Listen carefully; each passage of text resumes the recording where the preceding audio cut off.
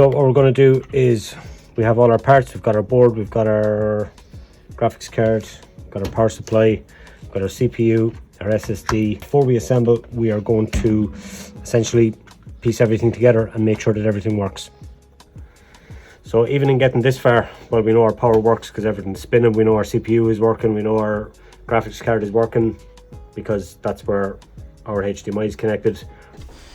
So we've tested all our parts.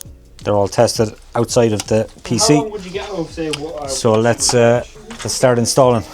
So I've left on the CPU and the fan from earlier, and my RAM and my M2 SSD is in there as well. So let's get this into the case. Okay, board is in.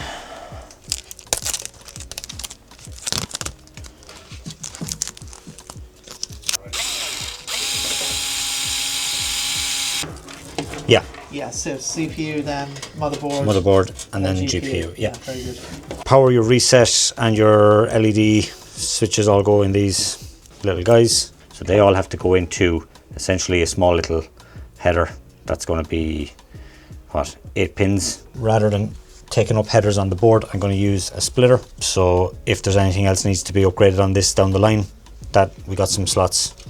It also makes things look a little bit tidy. Boom.